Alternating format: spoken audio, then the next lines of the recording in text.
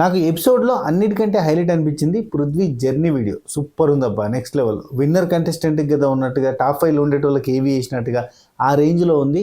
నిజంగా టాప్ 5లో ఉంటే మాత్రం బిగ్ బాస్ మామ గట్టిగా ఇచ్చేటోడు. అబ్బా పృథ్వీ నువ్వు మామూలుడు కాదు, తోపు తూరం కానివి, అది ఇది గట్టిగా చెప్పేటోడు కదా, అట్లా అనిపించింది అబ్బా. Very nice. సరే, ఎపిసోడ్ ఎట్లుంది, ఎపిసోడ్ గురించి మాట్లాడుకోవాలంటే ఓన్లీ పృథ్వీ ఎలిమినేషన్లో ఉన్న ఎలివేషన్స్ గురించి మాట్లాడుకోవాలంటే ఇక ఇది కాకుండా మనం మాట్లాడుకునే మెయిన్ టాపిక్ ఏంటంటే రేపు ఏం జరగబోతుంది. అది నామినేషన్స్ అయితే ఉత్తే డమ్మీ చేసి ఇడిచిపెట్టిండు బిగ్ బాస్ మామ. ఏం కొట్లాడుకుంటారులే, అన్ని డమ్మీ కొట్లాటలు వద్దులే, అందరికందరు నామినేషన్లు నూపుతున్నాయి, ఎవడు బచ్చా ఇస్తే వాడు టాప్ 5 అన్నట్టుగా బిగ్ బాస్ మామ చెప్పిండు. ఒక అవినాష్ని ఇడిచిపెట్టిండు కదా. సో దాంతోపాటు రేపు ఏం జరగబోతుంది, అసలు రేపు ఏం టాస్క్లు ఉండబోతున్నాయి, ఎట్లుండబోతుంది, ఏంది కథ, ఇట్లాంటివన్నీ మాట్లాడుకుందాం. అండ్ నిఖిల్ వర్సెస్ గౌతమ్ జరిగింది అంటున్నారు కదా, ఎందుకు జరిగి ఉండొచ్చు అనేది కూడా చెప్తా. అంటే అక్కడ పెట్టిన టాస్క్ ఏందో అట్లాంటివన్నీ కూడా అప్డేట్స్ చెప్తా. ఫస్ట్ ఆఫ్ ఆల్ కొత్తగా ఛానల్ చూస్తుంటే సబ్స్క్రైబ్ చేసి గంట కొట్టి ఆల్రెడీ సింబల్ ప్రెస్ చేసుకుని పెట్టుకొని పాతలో ఒక లైక్ కొట్టురి, కొత్తలు మీకు నచ్చిన కాడ లైక్ కొట్టే ప్రయత్నం చేయరు. షురూ చేద్దామా? షురూ చేసే ముందు మీ అందరికీ ఒకసారి థ్యాంక్స్ చెప్దాం అనుకుంటున్నా. చాలామంది మన సబ్స్క్రైబర్ ఫ్యామిలీ మెంబర్స్లో కొంతమంది మన సబ్స్క్రైబర్ ఫ్యామిలీ మెంబర్ అయిన ధనుంజయ రావు అనే ఒక అన్నకి యాక్సిడెంట్ అయ్యి ఏఐజీ హాస్పిటల్స్ గచ్చిబౌలిలో ఉన్నాడు అని పొద్దుగా ఒక వీడియోలో చెప్పిన. ఎవరైనా ఫైనాన్షియల్గా హెల్ప్ చేసేటోళ్ళు ఉంటే హెల్ప్ చేయండి, ఆపరేషన్ నీడెడ్, కొంచెం ఖర్చుతో కూడుకున్న పని అని చెప్పిన కదా. సో కొంతమంది అమౌంట్ పంపారు మన సబ్స్క్రైబర్ ఫ్యామిలీ మెంబర్స్. అండ్ కొంతమంది ఈ ఇన్స్టాగ్రామ్లో స్పెసిఫిక్గా మెన్షన్ చేసి పర్సనల్ అతని నెంబర్ ఏదన్నా ఉంటే ఇవ్వండి, అతనికి మేము పంపిస్తామని చెప్పారు. నేను పొద్దుగాల కూడా వాళ్ళకి సంబంధించిన పర్సనే, అంటే వాళ్ళ ఫ్రెండ్ అక్కడ డీల్ చేస్తున్నాడు. సో వాళ్ళ ఫ్రెండ్ నెంబరే అక్కడ, friend number and UPI ID, అతని బ్యాంక్ డీటెయిల్స్ అట్లాంటివన్నీ పెట్టి పొద్దుగా డిస్క్రిప్షన్లో మెన్షన్ చేసిన. కొంతమంది చూసుండకపోవచ్చు. సో ఎవరైనా ధనుంజయ రావు అన్న హ్యాండ్ మొత్తం ఫ్రాక్చర్ అయిపోయింది, మల్టిపుల్ ఫ్రాక్చర్స్. సో చెయ్యి అంతా కూడా ఆపరేషన్ చేయాలి, కొంచెం పెద్ద ప్రాసెస్. సో ఇప్పుడు రైట్ నో కొంత అమౌంట్ కలెక్ట్ అయింది కదా. సో ఆ క్యాలిక్యులేట్ చేసి మనకి పంపుతా అని చెప్పిండు. అంటే వాళ్ళ ఫ్రెండ్ పంపిండు, నేను చూడలేదు, వేరే పికిల్స్ ఫోన్లో ఉంది అది. సో దాంతోపాటు ఇంకోటి ఏఐజీ హాస్పిటల్స్, నేను చెప్తున్నా కార్పొరేట్ హాస్పిటల్స్ చాలా జాగ్రత్త. ఇన్సూరెన్స్ ఉందని కూడా పోవాలన్న ధైర్యం చేయకూరి. కొన్ని చోట్ల ఏంటంటే మనకు ఎంత ఇన్సూరెన్స్ కవర్ అవుతుంది అనేది కూడా చూసుకోరి.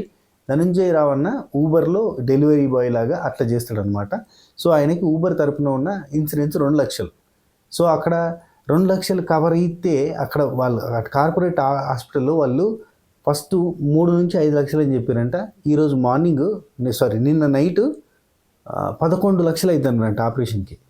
దెబ్బకి భయపడి అక్కడి నుంచి డిశ్చార్జ్ అవుదామంటే వాళ్ళు ఆపరేషన్ చేయలేదు, ఏం చేయలేదు, జస్ట్ ఫస్ట్ ఎయిడ్ చేసి బ్యాండేజీలు కట్టి బ్లడ్ క్లాట్ అయ్యేదట, బ్లడ్ ఫ్లో వెళ్ళిపోతుంది, రక్తం గారిపోతుంది అని చెప్పి అది గారకుండా మనకి బ్లడ్ థిక్నర్స్ ఉంటే అట్లాంటి ఇంజెక్షన్స్ ఇచ్చి ఒక్కరోజు ఉంచినందుకు 1,75,000 బిల్ వేసారంట. ఆడికి వెళ్ళి రామచంద్ర నీకు దండం పెడతా, ఇళ్ళకెళ్ళి నేను ఉచ్చులకెళ్ళి బయటపడాలి ఫస్ట్ అని చెప్పి ఫస్ట్ ఏఐజీ హాస్పిటల్స్ నుంచి బయటకు వచ్చేసి నిమ్స్లో జాయిన్ అయ్యిండు మనోడు. ఇప్పుడు నిమ్స్లో ఉన్నాడు ప్రజెంట్. సో అప్డేట్ చెప్తున్నా, చాలామంది డబ్బులు పంపారు కదా, వాళ్ళందరి కోసం అప్డేట్ చెప్తున్నా. నిమ్స్కి పట్టుకెళ్ళారు. అక్కడ నిమ్స్లో అయితే ఒక 2 నుంచి 3 లక్షల వరకు ఖర్చు వస్తుంది అని చెప్పారు. ఎందుకంటే అది అఫిలియేటెడ్, అంటే గవర్నమెంట్ అఫిలియేటెడ్ లెక్క ఉంటుంది కదా. సో ఒక 2 నుంచి 3 లక్షల వరకు ఖర్చు వస్తుంది అన్నారు. నిమ్స్లో కూడా బాగా ట్రీట్ చేస్తారు. మా బాబాయ్ ఒక ఆయనకి స్పైనల్ కార్డ్ ఆపరేషన్ అయింది, చాలా రీజనబుల్ ప్రైజెస్లో మంచిగా ఉంటుంది. సో అక్కడికి వచ్చిండు. నిన్న చెప్పిన నేనే నిమ్స్ అయితే బెటర్గా ఉంటుందని అని, మనోడు కూడా నిమ్స్కి వచ్చిండు. సో ఇప్పటికీ మనకు అక్కడ ఆల్రెడీ కొంత ఇన్సిడెంట్ అమౌంట్ కట్ అయిపోయింది ఏఐజీలో. ఇక్కడ మళ్ళీ అంటే అక్కడ 80,000 వరకు ఇన్సూరెన్స్లో వచ్చిందంట, మిగతా అంతా కూడా పే చేయాల్సి వచ్చింది. సో మన తరపున మన వాళ్ళు ఇచ్చిన అమౌంట్ కూడా కొంత హెల్ప్ అయింది అని చెప్పి చెప్పిండు. అండ్ ఇప్పుడు నిమ్స్లో ఉన్నాడు. సో మీరు ఎవరైనా హెల్ప్ చేద్దాం అనుకుంటే కనుక, అంటే ఈరోజు ఆపరేషన్ చేయడానికి అని కాదు డబ్బు, అతనే మూలాధారం ఫ్యామిలీకి అన్నప్పుడు డైలీ నీడ్స్ ఉంటాయి. అంటే పిల్లల చదువులు ఉంటాయి, తిండి ఉంటుంది, ఇట్లాంటి అన్నిటికీ అతను చేయలేడు కాబట్టి, రైట్ హ్యాండ్కి యాక్సిడెంట్ అయింది, రైట్ హ్యాండ్ ఫ్రాక్చర్ అయింది కాబట్టి ఎవరైనా తోచినంత సాయం చేయాలనుకున్న వాళ్ళు నేను డిస్క్రిప్షన్లో నెంబర్ పెడతా. ధనంజయ రావు వాళ్ళ ఫ్రెండ్ శ్రీనివాస్ అనే ఆయన, శ్రీనివాస్ అని వస్తుంది, ఇంటి పేరు పలానా సంథింగ్ వస్తుంది, నేను కాదు వేరే, వాళ్ళ ఫ్రెండ్ శ్రీనివాస్, ఆయన నెంబరు అండ్ ధనంజయ రావు గారి అకౌంట్ డీటెయిల్స్ అయ్యేది అన్నీ కూడా నేను డీటెయిల్స్ అక్కడ కింద షేర్ చేస్తా. డిస్క్రిప్షన్లో ఉంటుంది, కింద మోర్ అని కొడితే, మన టైటిల్ కింద మోర్ అని కొడితే వస్తుంది. దాంతోపాటు వీలైతే కామెంట్ సెక్షన్లో కూడా పిన్ చేసి పెట్టే ప్రయత్నం చేస్తా. ఓకేనా? ఎవరైనా హెల్ప్ చేద్దామని కూడా చేయండి. యా, ప్రతి సంవత్సరం మన ఛానల్ తరపున, అంటే మన ఛానల్ తరపున కాదు, ఛానల్ చాలామంది మన సబ్స్క్రైబర్ ఫ్యామిలీ మెంబర్స్ మన సబ్స్క్రైబర్ ఫ్యామిలీ మెంబర్స్లోనే హెల్ప్ చేస్తూ ఉంటారు. ప్రతి సంవత్సరం ఒక్కొక్క సిచ్యువేషన్ ఇంకా రకరకాలుగా అబ్బా, ఈసారి ఇలాంటి సిచ్యువేషన్ వచ్చింది. ఎవరికి ఇట్లాంటి సిచ్యువేషన్ జరగొద్దు, యాక్సిడెంట్లు జరగొద్దు అని కోరుకుందాం. అండ్ జాగ్రత్త అబ్బా, బండి మీద పోయేటప్పుడు మెయిన్గా బైక్ మీద పోయేటప్పుడు జాగ్రత్త. రైట్, చలో చాలు చేద్దాం బై. సండే ఎపిసోడ్లో ఏముంది? ఏం లేదు. చెమ్మ చెక్క చరడేసి మొగ్గ అంత. అఫ్కోర్స్ అవినాష్ వారం, ఇది ఆదివారం కాదు, అవినాష్ వారం. అబ్బా complete Avinash, Avinash English. Actually రేపు కూడా జరగబోయేది దాదాపు ఇదే ఎంటర్టైన్మెంట్ కంప్లీట్గా బిట్వీన్ టేస్టీ తేజ లేడు కదా, టేస్టీ తేజ బిగ్ బాస్ బజ్జులు ఇచ్చి పడేసింది కదా, చూసిరా ఖతర్నాక్. మనం మాట్లాడుకునే అన్నీ ఉన్నాయి అక్కడ. అయితే టేస్టీ తేజ లేడు కాబట్టి టేస్టీ తేజ బదులుగా అఫ్కోర్స్ ప్రేరణలో కూడా మంచి కమెడియన్ ఉంటుంది. కాకపోతే మనకు ఫుటేజ్ చూపించట్లేదు, కానీ లైవ్లో జరిగింది కూడా మనకి ఎపిసోడ్లో చూపిస్తలేరు. కానీ ప్రేరణ ఫుల్ ఫన్ చేస్తుంది హౌస్ లోపల, అవన్నీ లేపేస్తారు అబ్బా. లిటరల్లీ చెప్తున్నా, లైవ్ ఫుటేజ్లో చాలా మంచి కంటెంట్ని తీసి పారేస్తారు. లైవ్ ఉండి దండగా అన్న ఫీలింగ్ వచ్చేటట్టుగా చేస్తారు. ఎందుకంటే వాళ్ళకు ఒక మోటో ఉంటుంది తెలుసా, బిగ్ బాస్ టీంకి ఒక మోటో ఉంటుంది. నలుగురు కలిసి డిస్కషన్ చేసుకున్న వీడియోలు వేయరు, 2 లేదా 3 మాట్లాడుకునే మాత్రమే వేస్తారు. అదొక నరకం. ఎందుకు అనంటే దేవునికి ఎరక. ఇంకొకటి మేకప్లు లేకుండా ఉంటే వేయరు, ఇంకోటి డ్రెస్సులు బాగా లేకపోతే వేయరు, అది టెలికాస్ట్లోకి రావు. దానివల్ల ఏమైపోతుందంటే ప్రేరణ చక్కగా మేకప్ వేసుకోదు. అవినాష్ వాళ్ళతో చేరి ఊకే ఫన్ జనరేట్ చేస్తూ ఉంటుంది, కామెడీ చేస్తూ ఉంటుంది. అప్పుడు శేఖర్ భాష అన్న ఉన్నప్పుడు పంచులు వేసుకుంటూ తిరిగేది కదా, ఆ టైంలో అవినాష్ వాళ్ళతోటే ఉంటూ ఎక్కువ టైం స్పెండ్ చేస్తూ పంచులు జోకులు కామెడీ చేస్తూ ఉంటుంది. ఎక్కడన్నా ఏ రోజన్నా ప్రేరణ కామెడీ కానీ ప్రేరణ జోకులు కానీ వచ్చినాయా? నాకు కొంత మన మ్యాక్సిమస్ గారు చెప్పిన దాని ప్రకారంగా వాడు ఎందుకు ఈ లాస్ట్ మూమెంట్కి వచ్చేసరికి అనుకుంటా వాడు బర్స్ట్ అవుట్ అయిపోయింది నాతోటి. అన్న నీకు అర్థమవుతలేదన్న, అక్కడ ఎంత ఫుటేజ్ మిస్ అవుతుందా తెలుసా, అసలు మంచి కంటెంట్ మిస్ అవుతుందన్న. ఇప్పుడు ప్రేరణ లాంటి కంటెస్టెంట్కి ఇంత నెగిటివిటీ వచ్చింది. ఇప్పుడు ఎంత మంచి కంటెస్టెంట్ అన్న, ఎంత కామెడీ చేస్తుంది, ఎంత ఫన్ చేస్తుంది. ఆ జోవియల్నెస్లోనే ఆమె మాటలన్నీ అంటుంది. జోవియల్నెస్ని చూపించకుండా ఓన్లీ ఆమె తిట్టినే మాత్రమే చూపించేసి, అంతకంటే ముందు వాళ్ళతో ఎన్ని జోకులు వేసింది, ఎన్ని పంచులు వేసిందో చూపించకుండా లాస్ట్కు సిగ్గులేదా అన్నది ఒకటి చూపిస్తారు, అక్కడ బదనాం అవుతుంది. ఇట్లాంటివన్నీ చెప్పిండబ్బా. ఇలా బస్ అవుట్ అయిపోయాడు పాపం. నిజంగా చెప్తాను, దగ్గర 1.5 hour మాట్లాడిండు అబ్బా. 1.5 hourలో ఇంకా చాలా మాట్లాడిండు. అయ్యో ఇక కొన్ని చెప్పరాదు, కానీ విన్నర్ కంటెస్టెంట్లు అనుకున్న కొంతమంది కంటెస్టెంట్ల గురించి అయితే ఎన్ని పాయింట్లు చెప్పిండో అవన్నీ మనం బయట పెట్టరాదు. అట్లాంటివన్నీ చెప్పిండు, ఇటు చెప్పిండు అటు చెప్పిండు. 2 విన్నర్ల గురించి చెప్పిండు. అయ్యా వీళ్ళు కాదన్నా, పోయిన తేజానే విన్నర్ అన్న, 2 నాలుగు కాదు, పోయిన తేజానే ఏమన్నా. ఆ లాస్ట్ మూమెంట్లో అంతా పిచ్చి చేసినాయి, కానీ అన్ని రకాలుగా బాగున్నారు కదా అన్న అన్నట్టుగా రకరకాలుగా ఒక బర్స్ట్ అవుట్లో ఏదేదో చెప్పేసి టోటల్గా అక్కడ ఏమేమి జరుగుతుంది, ఏం సినారియో అన్నట్టుగా చెప్పి మీరు అనుకుంటున్న విన్నర్ కంటెస్టెంట్ అందరి నెగిటివ్ ఫుటేజ్లు అన్నీ ఎగిరిపోతున్నాయన్న, పాజిటివ్ ఫుటేజ్లో బయటకు వస్తున్నాయన్న. అంటే లేదురా గౌతమ్ కృష్ణ పాజిటివ్ కూడా రాలేదు కదరా అంటే, ఒకటి ఇటు బ్యాలెన్స్ చేస్తారు, ఒకటి అటు బ్యాలెన్స్ చేస్తారు, నీకేం తెలుసు. సరే ఫోన్లే ఏదో ఒకటి మొత్తానికి అయితే ఏంది, ఇప్పుడు నిఖిల్ వర్సెస్ గౌతమ్లోనే కదరా అంటే, అవును గంతే వాళ్ళిద్దరి మధ్యలోనే ఎవరు విన్నర్ అవుతారో చెప్పలేమనే పాయింట్ అయితే చెప్పాడు. సో మీ ఫేవరెట్ కంటెస్టెంట్ ఎవరైతే వాళ్ళు కోట్ వేసుకోరబ్బా. ఈ ఇన్ హౌస్లో జరిగేది మనం అన్ని లెక్క పెట్టుకుంటే మీతో కాదు పంచాయతీ. అంటే మీరు అన్నీ తెలుసుకుంటే కూడా, నేను తెలుసుకునే నా నెత్తి నొప్పి, నాకేం చేయబుద్ధి కాదు, పిసలేస్తూ ఉంటుంది. ఈ సీజన్ వీడియోలు చేయాలని ఇరిటేషన్ వచ్చింది. లాట్ ఆఫ్ ఇన్పుట్స్ గలీజ్ చేస్తే బ్రెయిన్ అని చెప్పి నవీల్ అంటాడు కదా, ఇన్పుట్ బాగా వస్తే ఖరాబ్ అయిపోతుంది బ్రెయిన్. నాది అట్నే అయిపోయింది అన్నట్టు. ఏ కంటెస్టెంట్కి ఏం ఫేవరెటిజంలు జరుగుతున్నాయి, ఏ కంటెస్టెంట్ టాప్ 5 నూకడానికి ట్రై చేస్తున్నారు, ఏ కంటెస్టెంట్ నెగిటివ్ ఫుటేజ్ తీసేస్తారు, ఇట్లాంటివన్నీ నాకు తెలుస్తూ ఉన్న కొద్దీ నేను మాట్లాడలేకపోతున్నా. సరే అయితే ఇప్పుడు మనకి సండే ఎపిసోడ్ ఉందబ్బా. సండే ఎపిసోడ్లో మనకి స్టార్టింగ్లో అంతా కూడా మనకి ఫన్ టాస్క్లు పెట్టారు. ఒక బుక్కులు పంచుకునేది మాత్రం కొంచెం ఇంట్రెస్టింగ్గా ఉంది, కానీ అక్కడ అంతా కూడా అందరూ సేఫ్లో ఆడి అందరూ ఛాన్సే లేదన్నట్టుగా తీసుకుపోయి అవినాష్కి ఇచ్చేసారు. అవినాష్కి బుక్ తీసుకో అవినాష్ అన్నట్టుగా ఇచ్చారు. అది ప్రాపర్ వేలో పోలేదు అనిపించింది. ఒక గౌతమ్ కృష్ణ మాత్రం నామినేషన్లలో మంచి రీజన్స్ చెప్పడు అని చెప్పి ఆ, మంచిగా సీరియస్గా నామినేషన్ చేయడం ఎలా అన్నట్టుగా గౌతమ్ కృష్ణ ఒక బుక్ తీసుకుపోయి నిఖిల్కి ఇచ్చింది. అది కొంచెం బాగున్నది. మీతో చాలా మంది సేఫ్ ప్లే ఆడినట్టుగా అనిపించింది. ప్రేరణ ఇచ్చింది అవినాష్కే. అట్లా అవన్నీ కొంచెం పెద్దగా ఏం అనిపించలే. సరే, ఆ బుక్ల టాస్క్ కూడా ఇడిచిపెట్టరు. పృథ్వీ వర్సెస్ విష్ణుప్రియ. పృథ్వీ ఎలిమినేట్ అయిపోయాడు. ఎలిమినేట్ కాగానే విష్ణుప్రియ ఫేస్లో నేను సడన్ షాక్ ఏదైనా చూస్తా అనుకున్నా, కానీ అది లేదబ్బా. మెల్లగా ఆపి ఆలోచించి అక్కడ నవ్వి ఆ తర్వాత కొద్దిసేపు ఉండి ఆ తర్వాత మెల్లగా ఎమోషనల్ అయ్యి ఆ తర్వాత ఏడవడం స్టార్ట్ చేసింది అన్న ఫీలింగ్ వచ్చింది నాకు. నాతో పాటు ఎంతమందికి ఆ ఫీలింగ్ వచ్చిందో కింద కామెంట్ చేయరప్ప. నాకెందుకో ఆ తర్వాత ఎందుకో ఆర్టిఫిషియల్గా తెచ్చుకుని ఏడిచిందా అన్న ఫీలింగ్ వచ్చింది. ఎందుకంటే తను సేవ్ అయిన ఆనందమే ఉంది తప్ప పృథ్వీ ఎలిమినేట్ అయిన బాధ ఆ మూమెంట్లో కనిపించలే.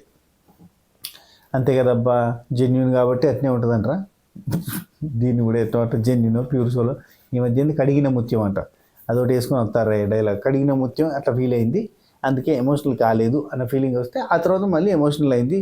Prithvi you are great man Prithvi అని చెప్పి చెప్తాంది. థ్యాంక్ యూ పృథ్వీ అని చెప్పింది. లవ్ యూలు గివ్యూలు పోయినాయి. సరే, పృథ్వీ నవ్వుతూనే బయటకు వచ్చిండు. కొంచెం ఒక ఎక్స్ప్రెషన్ ఉంటుంది ఫేస్ లోపల, ఒక రకమైన అరే ఏంద్రా నేను బాగా ఆడినే కదా, నన్ను ఎలిమినేట్ చేసి వాళ్ళందరినీ యాక్చువల్లీ మనోడి దృష్టిలో అవినాష్, రోహిణి, టెస్ట్ ఇట్లాంటి వాళ్ళంతా అర్హులు కాదు.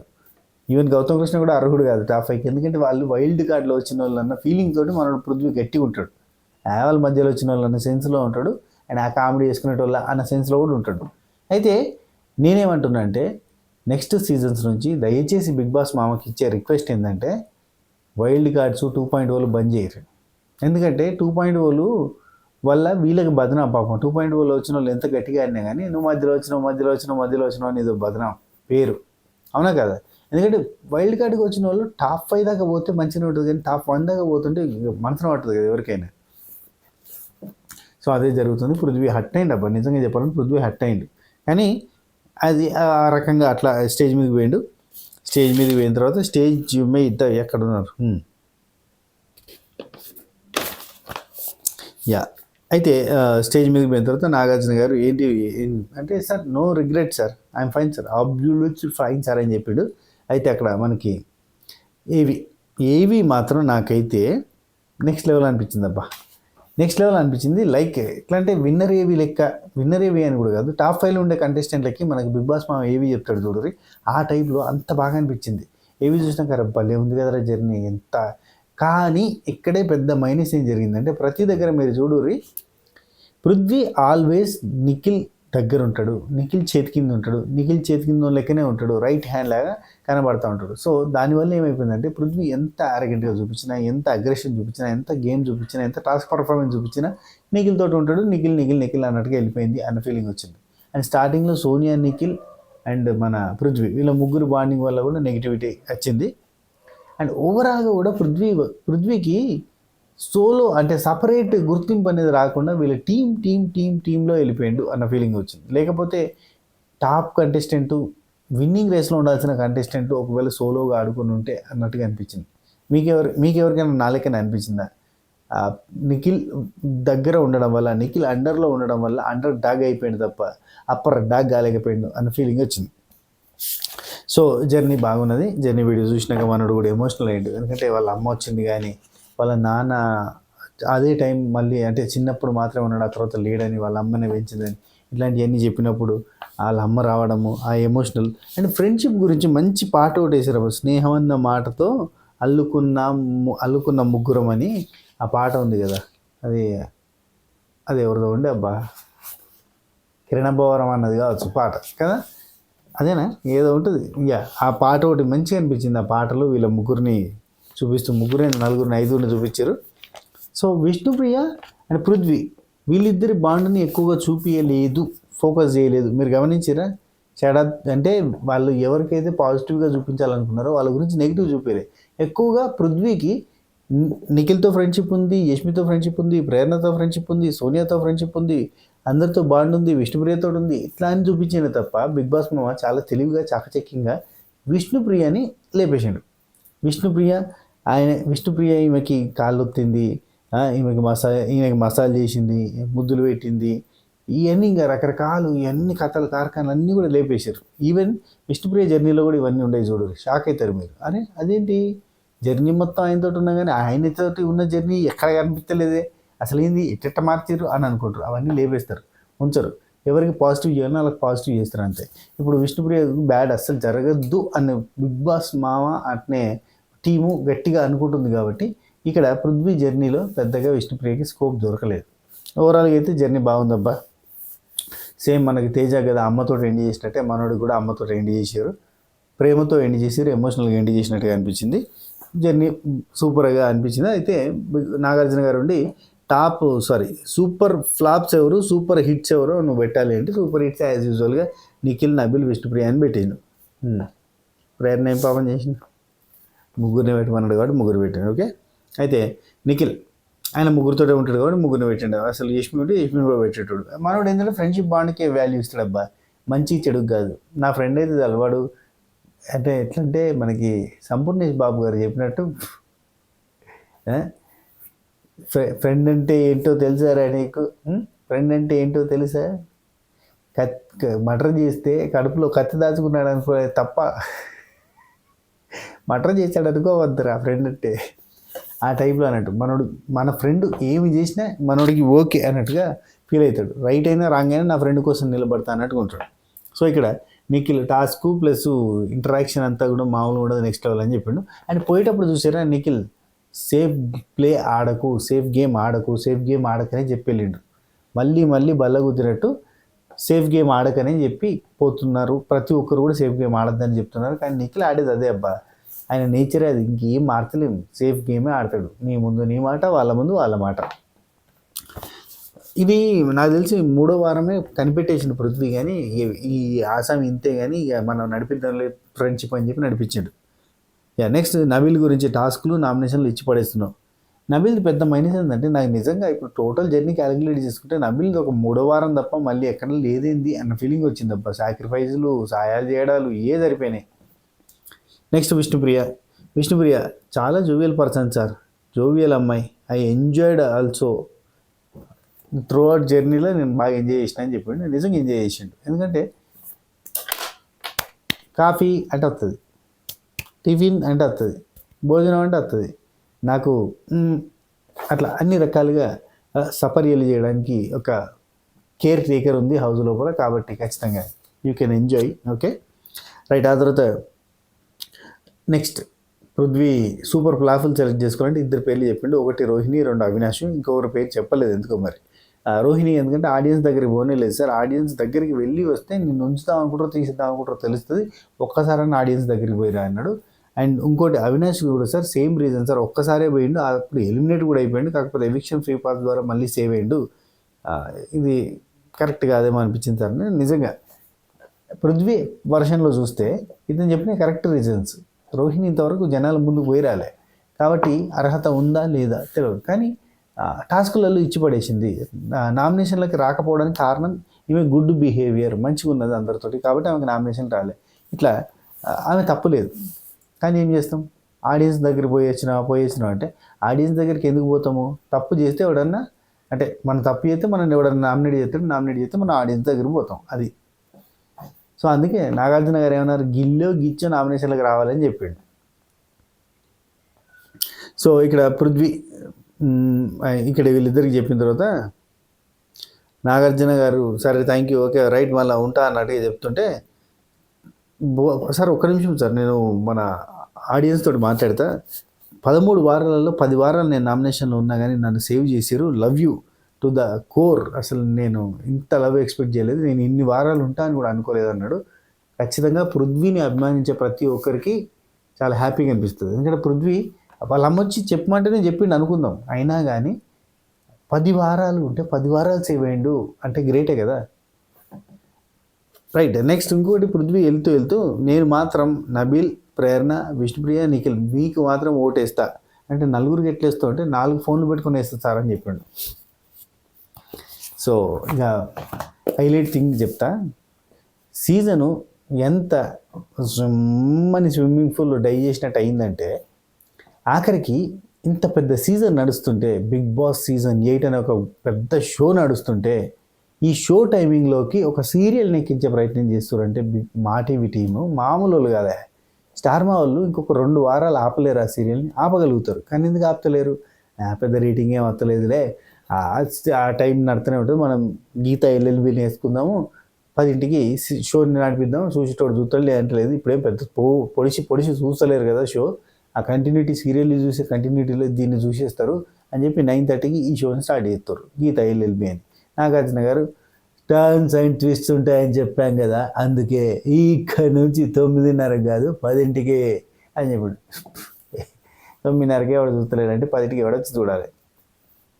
సరే ఓకే, అయితే ఇప్పుడు 10 నుంచి వెళ్ళండి ఇక షో. అండ్ ఇంకోటి, ఈసారి విన్నర్కి ప్రైజ్ మనీతో పాటు డిజైర్ ఏదో డిజైర్ కారు ఉంది కదా మొన్నటిది, కొత్తది డిజైర్, ఆ కారు కూడా గిఫ్ట్ వస్తుంది అనగానే ఓకే థ్యాంక్ యూ అనుకున్నారు. సో ఇది.